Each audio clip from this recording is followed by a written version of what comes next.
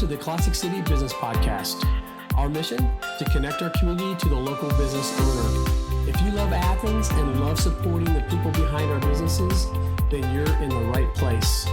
We get to know the people behind the sign.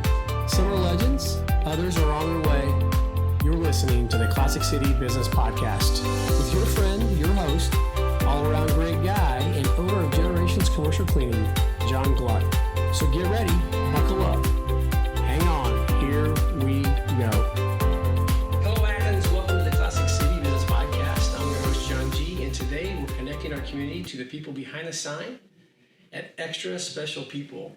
Laura, I am going to ask you to introduce yourself to the three people in Athens who may not know you in a second. But I want to tell you something. We started this podcast back in January. Yeah. And I don't even know if we got a month in. And you're going to find out at the end of this episode, we do This Is My Athens segment. Okay. And we talk about the things that we're proud of. And ESP came up more times than I can count. And so I don't know how long of a kept secret this is to my audience, but I've been wanting to have you on since probably before summer, so I feel like I've scored a touchdown here. Well, the touchdown's mine because anytime I get to talk about ESP, it's a good day. And so I'm just thankful for the opportunity to be able to talk about it to people here in Athens that may currently love us, but may not know about us. So I'm excited about that. Yeah, there's always something going on too, so there's always something to talk about. But so for those two or three people, introduce yourself, your role here at ESP, and what exactly does ESP do, for the community in terms of their service-oriented mission, that kind of thing? Yeah, well, as you shared, I'm Laura Hope Whitaker and just have the absolute joy of being the CEO here at ESP. Our mission, we exist to create transformative experiences for people with disabilities and their families. And we believe that changes communities for the better. We started here over 37 years ago. A woman named Martha Wiley saw that kids with disabilities didn't have the same opportunities as typical kids.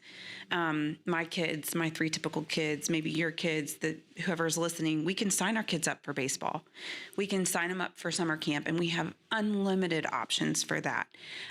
Martha saw that if you have a kid with autism, Down syndrome, cerebral palsy, a trach, a G-tube, a seizure disorder, you can't just go online and sign your kid up for camp. And so her heart was to start summer camp, and it has grown and evolved into daily programs, after school programs, summer camps, and we have our employment program, Java Joy, which serves coffee and transformative joy through an interaction, and it employs adults with disabilities. 87% of adults with disabilities are unemployed, so we're trying to kind of knock off maybe a percentage of that. And so we're doing that through Java Joy, and we believe they have a special place in this community, and excited about that. So that's a little bit about ESP.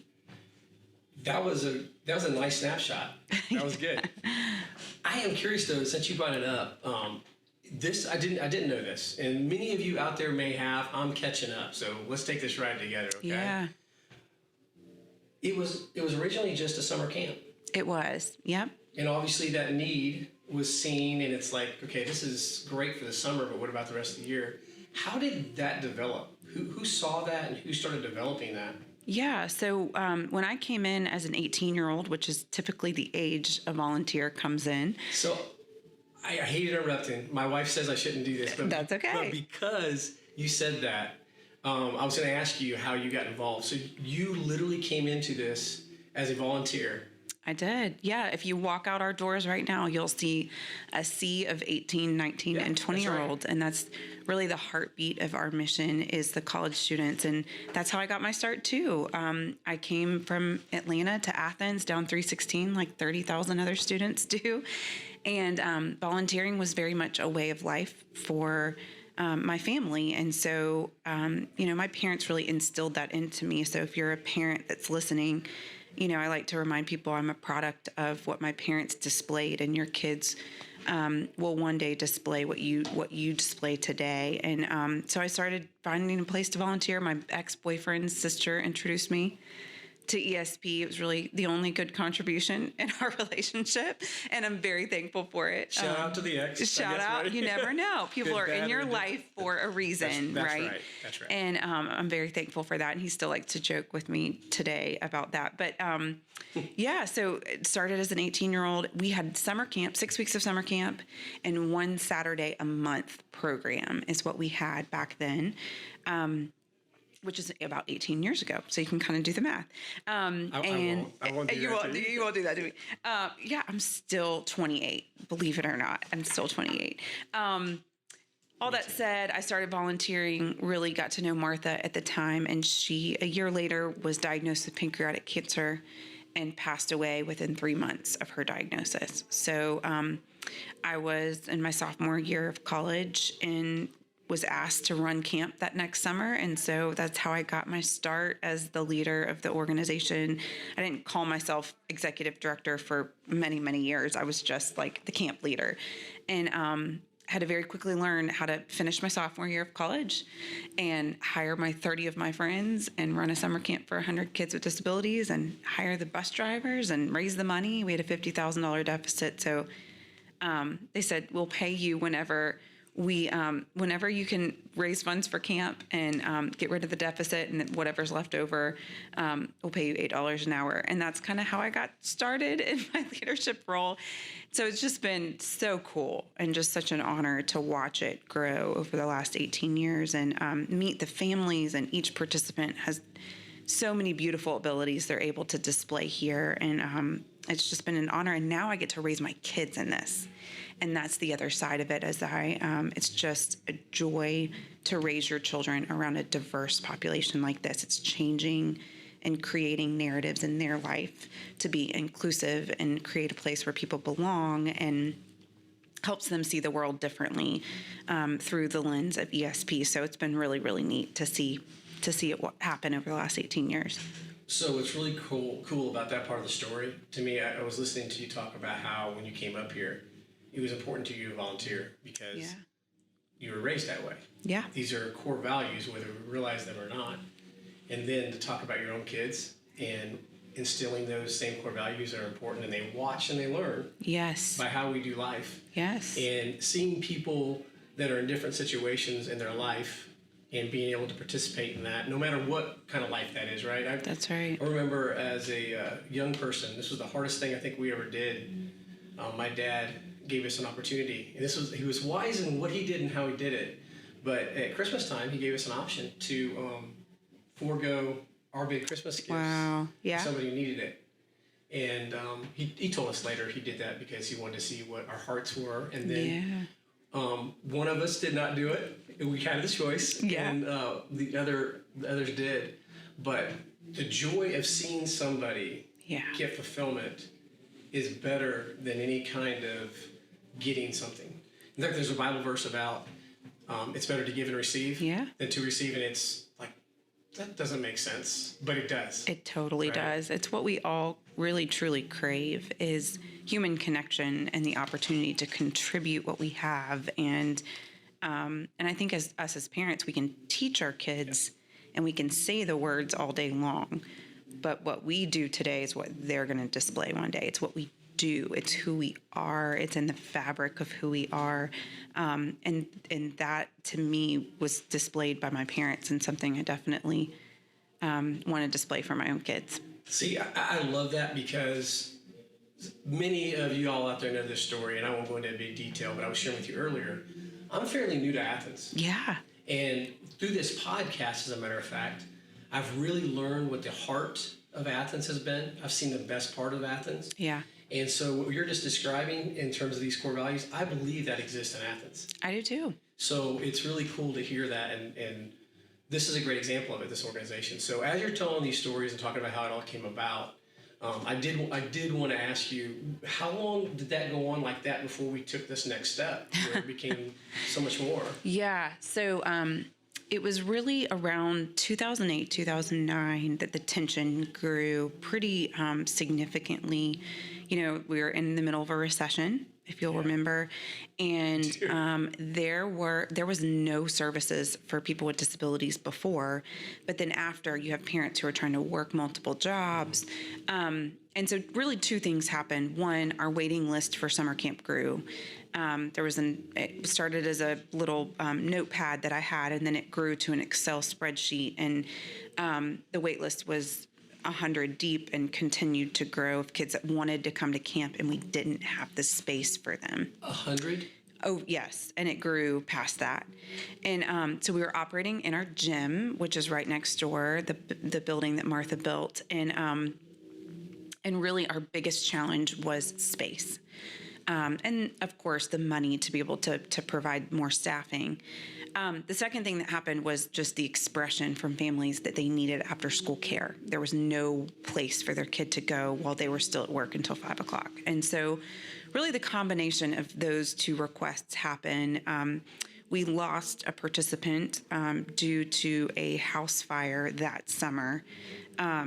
He was on the wait list, and he was not at summer camp and passed away while his mom was at work. And that fire from him and losing him really was the fire that lit inside of me.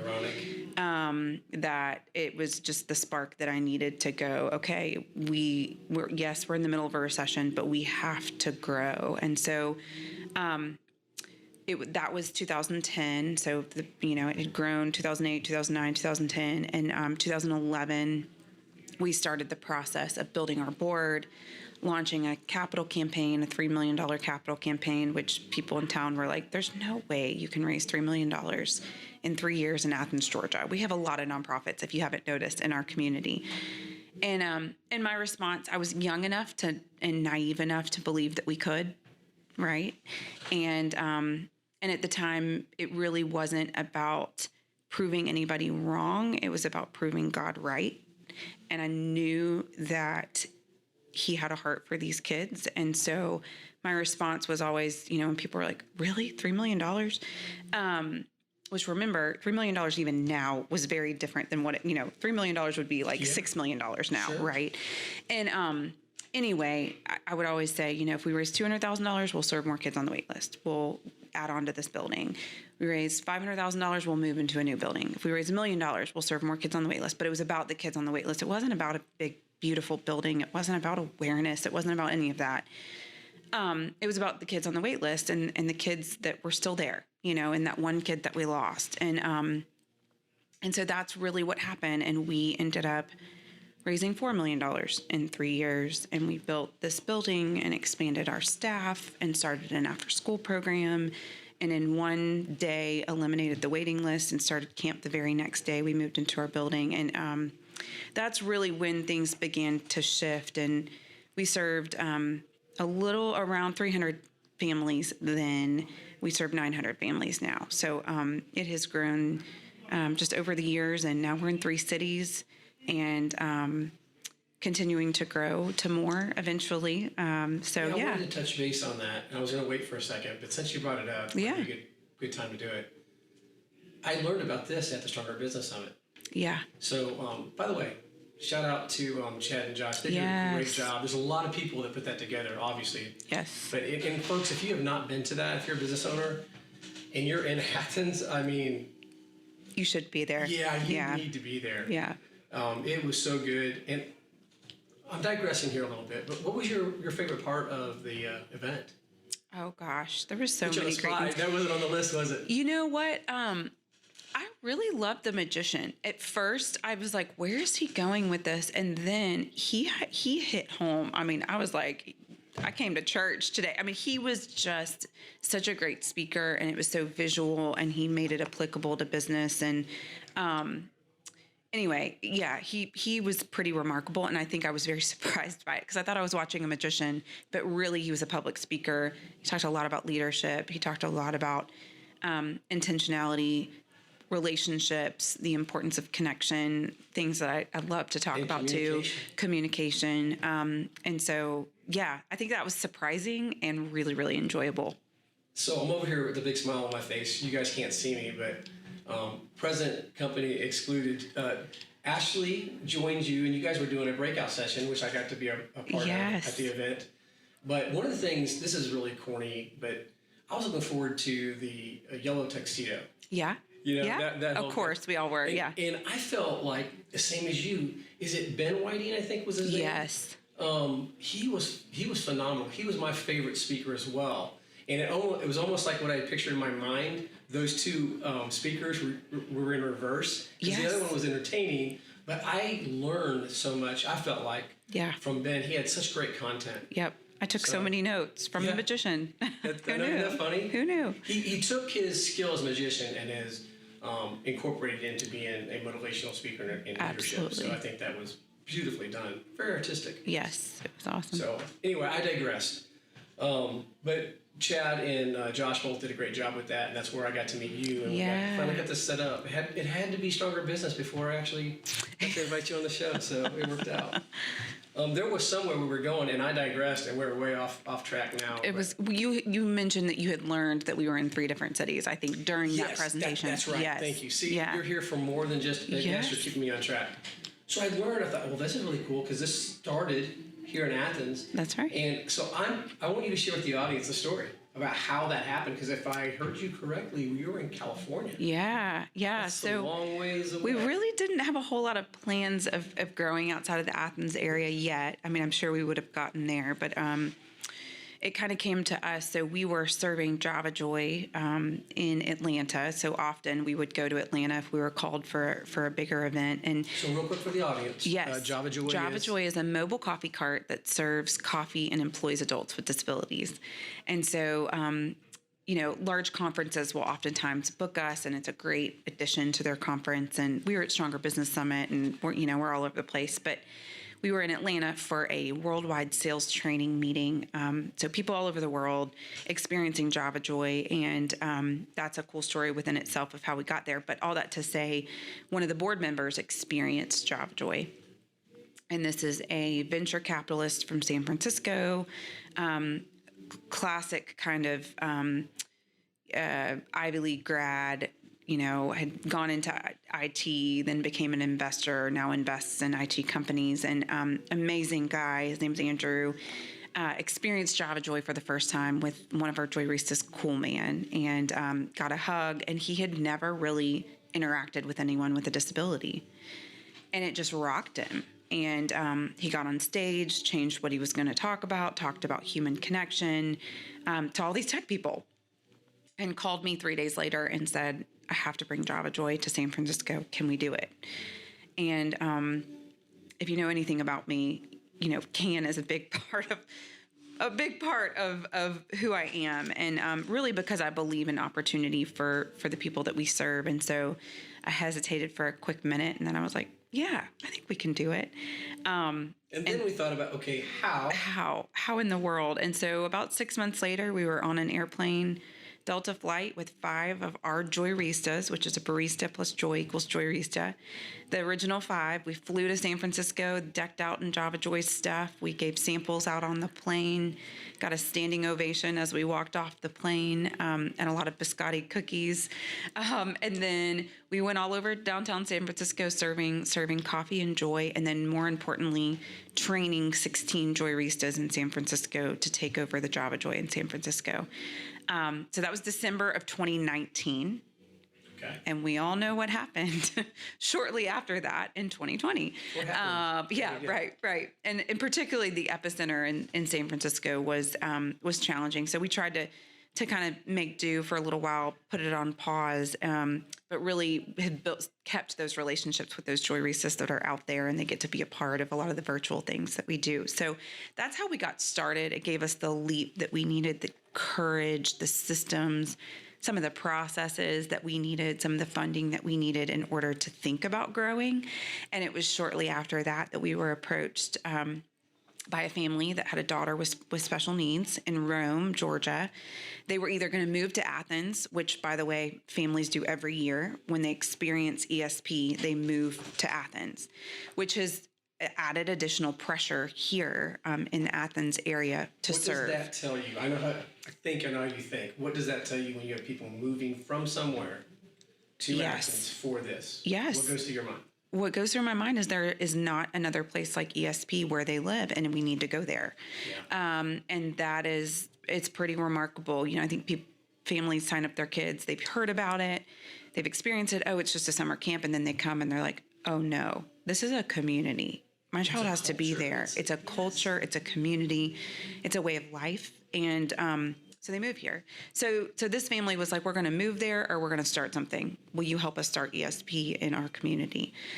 So because of Andrew and because of San Francisco, we had the courage to say, well, we can start Joy, and then we can grow it. And it's been so beautiful. This last summer, they had 2 weeks of summer camp. They have ESP Play program, which is for 0 to 4-year-olds with disabilities to do music therapy with their families. We have after-school programs. We've got day programs out there, and they are just growing.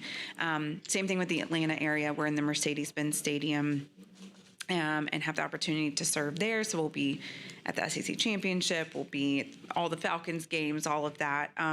So it's just been really neat to watch it. It's been messy for it to grow, right? I mean, it's just messy to grow. Talk about, this is all a beautiful picture that you're painting, right? Right. It sounds super easy. It does, right? Right. So talk, I mean, don't go into details, but I want the audience to know, to do great things, Yeah, it gets messy. it does. So just an example of a couple of the struggles that we had to, I'm I'm glad. I am so glad you're part of the team now. It's official. Gosh, there's so many. I mean, I think about everything from what we went through in COVID, and we launched those 2 cities in November of 2020. So having to be really innovative to different cities have different cultures. And so what we learned in Atlanta and what we learned in Rome, Georgia were very different. They are 2 classic case studies of how a bigger city area works and how a smaller town similar to Athens works. And so we learned what to do and what we won't do in the future and all of that. I mean, our model definitely fits a smaller community that we can have rally behind us. And so we learned a lot about that. Transitions and people and processes, we went from a very people-centric led organization. So how Laura did it, or how so-and-so did it, or how so-and-so did it was okay. But once you want to duplicate that, you have to have a process in the ESP way, and you've got to have that documented. There's got to be accountability. So all of a sudden, you're putting accountability and measures and structures to what the magic is, instead of it just being, oh, well, whatever Laura thinks that day. And so, so there, obviously there's transition whenever that happens and change. I think for a little while, some of our families were like, wait a second, you're putting your attention on Rome and Atlanta. And then I think over time they've seen, okay, that's actually helping us because less people are moving here, less people are driving here, which really is the ultimate goal long term, is to serve more people, but not necessarily in this building and in this community. Spread out the resources a little bit. So that was challenging. Funding. A little messy because it's personal, right? Hey, wait, we were first. What's going on? Right. And, we're all human, and us parents, we can think whenever we see growth, well, my child's going to get less. Right. And I think that we have a proven record over the last, at least since I've been here, that when we built this building and we kind of unleashed that waiting list, our families got more. They didn't get less. They got better.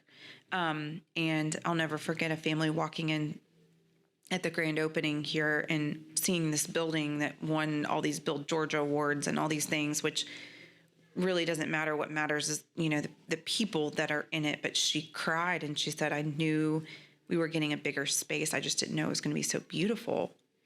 People don't normally build beautiful things for people with disabilities. And I'm like, we do. And so we did more with the space that we have, and we've worked to now have Miracle League. And so I think that they have seen that over the years that we have served them better, the bigger that we have grown, and that's always the goal. Those are the moments, right? Yeah. Oh, absolutely. And the same thing with the Miracle League field. If you are in Athens and you haven't come to the Playground of Possibilities and the Miracle League field, it's the best playground in our community. It's open to everyone. I hear literally every day a parent that's like, thank you so much for building that playground. And the city of Watkinsville was our partner in that. And it's awesome. So if you haven't come out here, It's fun to be out here. It's clean. It's beautiful. It's safe. It looks like a mini campus. I mean, it is beautiful. Yeah. I think that's fantastic. So, guys, this is like the first segment. And Part one. This far, yeah. We're just like literally just as far in. But I think you said something that's kind of like a good segue into the next segment, which is, getting to know you a little bit as Laura Whitaker, not just ESP. But this is how I want to segue. Part of the reason why I wanted to have you on the show at the beginning was you guys are doing great work. What I really wanted to get you on the show is another shout out to Chad and Josh at Stronger Business Podcast. They had you on. Yeah. And you were talking about how you almost walked away. Mm-hmm. And there was a very dynamic thing that had happened. And what I would like to do in jumping into the personal side was be, again, I think a good segue, because it had to affect your personal life too. Right? Oh, yeah. You were talking about a book that you read, a hiatus that you went on, and when you came back, how it changed everything. Yeah. And I don't mean to make it sound bigger than it was, but it sounded like it had a huge impact on not just the direction of the organization, which it sounded like it did. Yeah. But on you personally. Could you share that with us? Okay, Athens, you heard right. 25 minutes in, we're just now through the first segment. So what we're going to do, we'll break this up into a 2-part episode. Check us out next Tuesday for part 2. See you then. Okay, guys, we did it. We made it to the end of the show. Now that you've heard at least one episode, can you do me a favor? If you know someone you would like to hear on a future episode, you can contact us or have them contact us at podcastjohng@gmail.com or just message us on our social media platforms. We're on Instagram, Facebook. Just search the Classic City Business Podcast. You'll find us. One more thing. Please like, rate, review, and share. All of this really helps a lot. We really do want to connect our community to the local business owner. We believe this is a great platform to do just that. And thank you for taking this ride with us as we get to know the people behind the sign. It's going to be a lot of fun. In Athens, until next time, I'm John G. and go Dogs.